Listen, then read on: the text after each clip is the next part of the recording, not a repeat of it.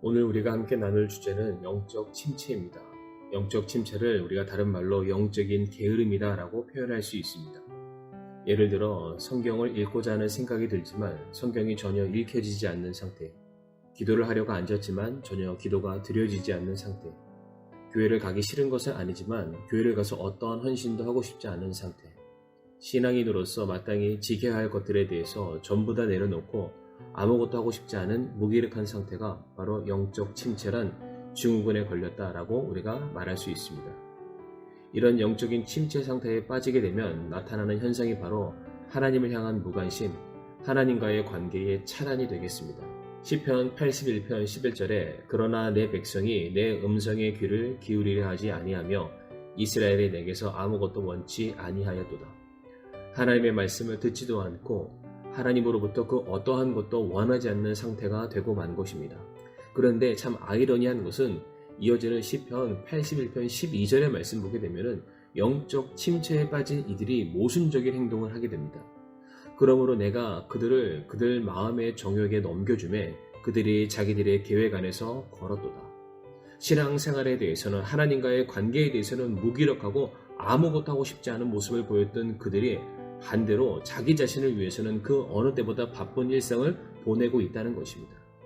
이와 같이 영적인 침체, 다른 말로 영적 게으름이란 우리가 하나님을 향한 관계가 소홀해지거나 혹은 하나님을 향해 쏟았던 그 마음들을 중단하고 싶은 그러한 상태를 말할 수도 있고, 다른 한편으로는 하나님 외의 것들에 나의 마음이 너무나도 빼앗김을 당했기 때문에, 다른 것에 내 모든 시간을 투자했기 때문에 하나님을 향해 내 마음을 쏟지 못한 그런 상태가 바로 영적 침체 혹은 영적 게으름이다 라고 말할 수 있을 것입니다. 이 영적인 침체를 헬라어로는 아케디아라는 말로 우리가 표현할 수 있습니다. 이 말의 뜻은 돌보지 않는다 라는 뜻을 가지고 있습니다. 무엇을 돌보지 않는다는 것입니까? 바로 자기 자신을 돌보지 않음을 말하는 것입니다. 마땅히 하나님의 백성이 하나님을 위해서 해야 될 책임과 의무, 하나님과의 관계를 형성하기 위한 모든 일에 있어서 자기에게 맡겨진 책무를 돌아보지 않는다는 것을 의미합니다. 역대하 29장 11절 말씀에 내 아들들아 이제 게을리하지 말라 라는 책망의 말씀이 기록되어 있습니다.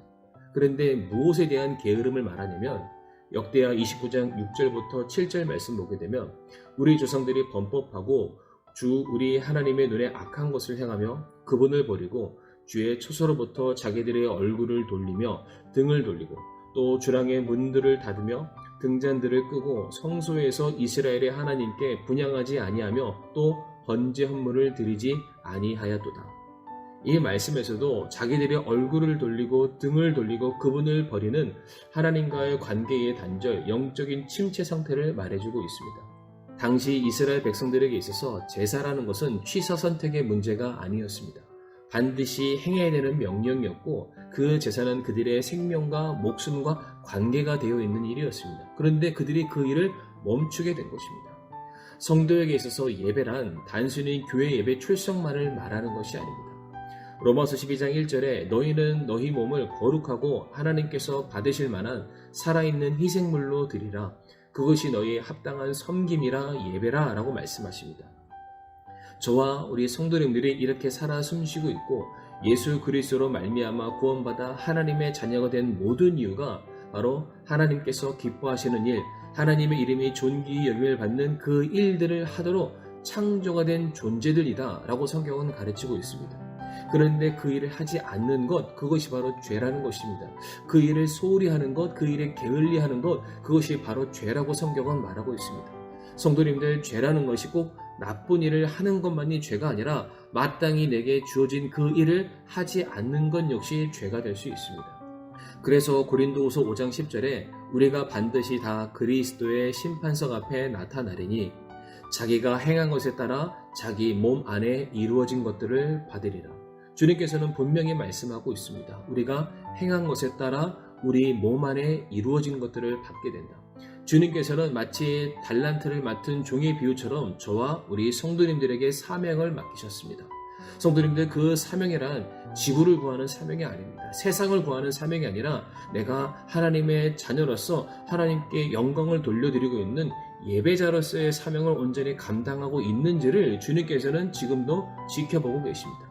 그래서 성경을 잘 살펴보게 되면은 이제 더 이상 성도들로 하여금 너희가 죄를 짓냐 안 짓냐 이런 것들로 우리들의 신실함을 판단하는 것이 아니라 우리에게 맡겨주신 청지기로서의 사명에 대해서 우리가 성실하게 감당하고 있는지 아닌지에 대해서, 예배자의 삶을 온전히 살아가고 있는지 아닌지에 대해서 반드시 묻고 따지겠다라고 말씀하셨습니다.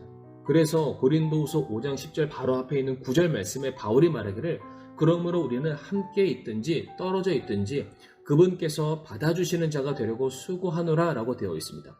함께 있든지 떨어져 있든지, 내가 감당할 만한 상태이든지 아니든지, 내가 그것을 즐거워하든지 그렇지 아니하든지, 나는 하나님께서 받아주시는 자가 되기 위해서, 하나님께서 명하신 예배자로서 복음 전파의 사명을 다하는 그 사람이 되기 위해서 온전히 순종하고 수고하겠다라고 말을 했던 것입니다. 그래서 다시 역대하 29장으로 돌아오게 되면 11절 말씀에 내 아들들아 이제 게을리하지 마라. 주께서 이미 너희를 택하사 자신 앞에 서서 자신에게 봉사하게 하시고 이로써 너희가 그분을 섬기며 분향하게 하셨느니라. 하나님께서 저와 성도님들을 부르신 목적, 즉 하나님께 예배를 드리는 일, 분향하며 섬기는 일을 게을리하지 말아라. 그것이 우리의 분깃이다라고 말씀하십니다. 그런데 우리들의 현실은 어떻습니까?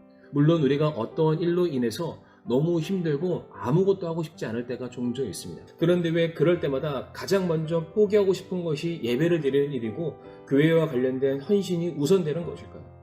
그러므로 우리 사랑하는 성도님들, 우리를 향한 하나님의 우선적인 부르심, 사명이 있음을 기억하시길 바랍니다.